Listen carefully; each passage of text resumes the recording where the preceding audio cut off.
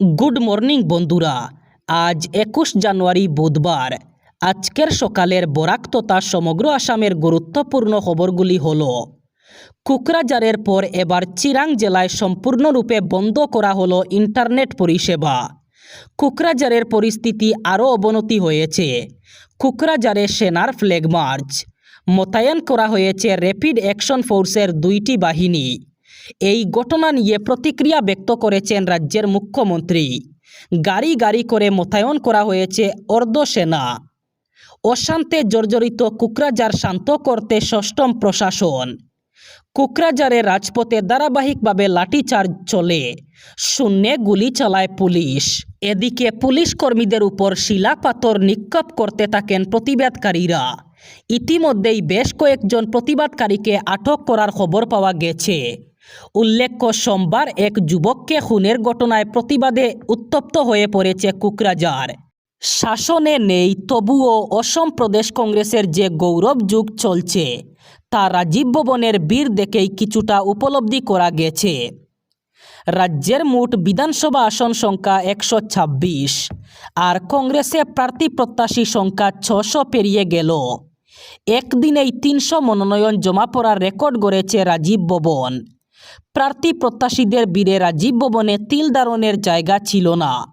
একাধিক বিধায়ক সহ প্রবীণ কংগ্রেস নেতারা তাদের সমর্থকদের নিয়ে এসে আবেদনপত্র জমা দেন। রাত 7টা পর্যন্ত হিসাব অনুযায়ী একদিনেই প্রায় 300 প্রার্থী প্রত্যাশী আবেদনপত্র জমা দিয়েছেন। সাবধান, হাতে আর মাত্র একটি দিন। আগামীকাল অর্থাৎ 22 জানুয়ারি শেষ তারিখ। ভোটার তালিকায় যদি আপনার নামে কোনো ভুল অথবা ত্রুটি থাকে তাহলে আগামীকালকের মধ্যেই তা সংশোধন করিয়ে নিন। অন্যথায় আপনার নাম চূড়ান্ত ভোটার তালিকা থেকে বাতিল হয়ে যেতে পারে। বর্তমানে রাজ্যে ভোটার তালিকা সংশোধনের কাজ চলছে। ভোটার তালিকার খসড়া ভোটার তালিকা প্রকাশ করা হয়েছে। এই তালিকায় যদি আপনার নাম অথবা আপনার পরিবারের কোনো সদস্যের নামে কোনো ভুল ত্রুটি থাকে অথবা অ্যাড্রেসে কোনো ভুল ত্রুটি থাকে তাহলে তা আগামীকাল অর্থাৎ 22 জানুয়ারি পর্যন্ত সংশোধন করতে পারবেন। 22 জানুয়ারির পর থেকে আর সংশোধন করার সুযোগ নেই। আর যদি 22 জানুয়ারি পর্যন্ত আপনারা আপনার সংশোধন না করেন তাহলে চূড়ান্ত ভোটার তালিকা থেকে আপনার নাম বাদ যেতে পারে। দ্বিপাক্ষিক না হলেও সম্প্রতি বিভিন্ন ধরনের ক্রিকেটে একাধিক ভারত পাকিস্তান ম্যাচ হয়েছে। আগামী 15 ফেব্রুয়ারি একই দিনে 2টি ম্যাচ হতে চলেছে। ছেলেদের টি-20 বিশ্বকাপে ভারত পাকিস্তানের ম্যাচ যে ওই দিন হবে তা আগেই নির্ধারিত ছিল। এবার উঠতি মহিলাদের এশিয়া কাপেও ভারত পাকিস্তান ম্যাচ 15 ফেব্রুয়ারি রাখা হয়েছে। এশীয় ক্রিকেট সংস্থা ঘোষণা করেছে রাইজিং স্টার এশিয়া কাপের সূচি। ছেলেদের পর এবার মেয়েদেরও এই প্রতিযোগিতা হচ্ছে। ভারত এবং পাকিস্তান দুই দেশেরই এ অথবা দলীয় সারির দল প্রতিযোগিতায় খেলবে। প্রতিশ্রুতি দেশের গ্রামীণ এলাকায় টেলিকম পরিষেবার উন্নয়ন। সেই জন্য টেলিকম সংস্থাগুলির থেকে প্রতি বছর মোটা টাকা আদায় করে মোদি সরকার, সঙ্গে লাইসেন্স ফি। কিন্তু মোবাইল সংস্থাগুলির থেকে আদায় করা এই টাকা খরচ কত হয়? তথ্য বলছে শুধু ফেলে রাখা অর্থের অঙ্কটাই প্রায় 1 লক্ষ কোটি টাকা। অর্থাৎ গ্রামীণ এলাকায় মোবাইল নেটওয়ার্ক এবং ইন্টারনেট পরিষেবা উন্নয়ন খাতে যে টাকাটা সংস্থাগুলির থেকে আদায় করা হয় তা সেই অর্থে খরচই হয় না। কিন্তু মাসুল গুনতে হয় কাকে? কোটি কোটি সাধারণ গ্রাহককে। কারণ সংস্থাগুলি নিজের পকেট থেকে তো আর এই বিপুল অর্থ খয়রাতি করবে না। তাই এবার মোদি সরকারের কাছে তাদের আর্জি, যতক্ষণ না ওই ফেলে রাখা টাকা খরচ হচ্ছে অর্থ আদায় বন্ধ হোক। যদি সরকার তা না করে তাহলে নতুন করে ট্যারিফ বোঝা চাপবে আম জনতার উপর। ইতিমধ্যেই লাভের অঙ্ক বাড়াতে গ্রাহকদের উপর আর্থিক বোঝা চাপিয়েছে টেলিকম সংস্থাগুলি। শ্রীভূমি জেলায় মাদক বিরোধী অভিযানে ঐতিহাসিক সাফল্য অর্জন।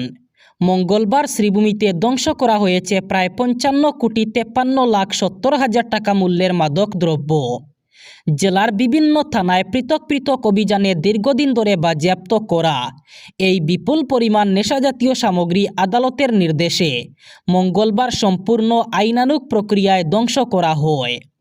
শ্রীভূমি জেলার শরীফনগর এলাকায় একটি ইটভাটায় কঠোর নিরাপত্তার মধ্য দিয়ে মাদকদ্রব্য ধ্বংস করা হয়। এই ধ্বংস কার্যক্রমে শ্রীভূমি জেলা প্রশাসন এবং পুলিশের ঊর্ধ্বতন আধিকারিকদের সক্রিয় উপস্থিতি লক্ষ্য করা যায়। পুরো প্রক্রিয়া জুড়ে রাখা হয় কড়া নজরদারি এবং নিরাপত্তা ব্যবস্থা। পুলিশ সূত্রে জানা গেছে, কয়েক মাস ধরে চালানো মোট 81টি পৃথক অভিযানে জেলার বিভিন্ন প্রান্ত থেকে 131 জন মাদক পাচারকারীকে গ্রেফতার করা হয়। তাদের কাছ থেকেই উদ্ধার হয় 55 কোটিরও বেশি টাকার নেশাজাতীয় সামগ্রী।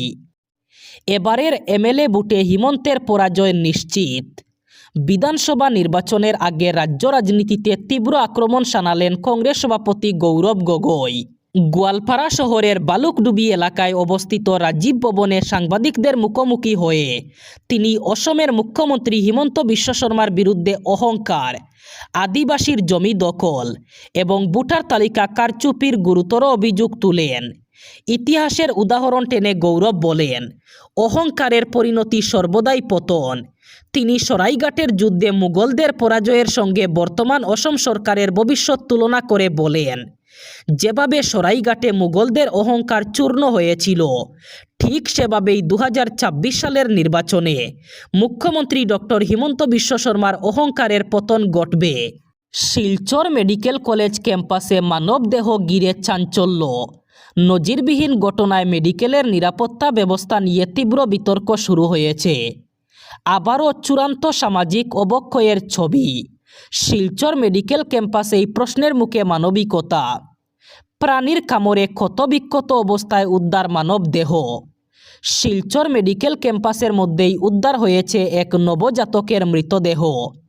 এই ঘটনাকে ঘিরে ব্যাপক চাঞ্চল্য এবং তীব্র বিতর্কের সৃষ্টি হয়েছে। নবজাতকের দেহ এলো কোথা থেকে? কারা সেখানে রেখে গেল? এই গাফিলতির দায়িত্ব কার? একাধিক ইস্যুতে আবার প্রশ্নচিহ্নের মুখে মেডিকেল ক্যাম্পাসের নিরাপত্তা ব্যবস্থা।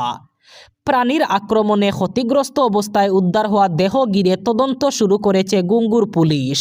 এবার বরাক উপত্যকার 3 জেলার আজকের আবহাওয়ার খবর। আজ 21 জানুয়ারি বুধবার বরাক উপত্যকার 3 জেলায় ঠান্ডা কম থাকার সম্ভাবনা। আজ শিলচর কাছাড়ে সর্বোচ্চ তাপমাত্রা থাকবে 26 ডিগ্রি সেলসিয়াস এবং সর্বনিম্ন তাপমাত্রা থাকবে 13 ডিগ্রি সেলসিয়াস।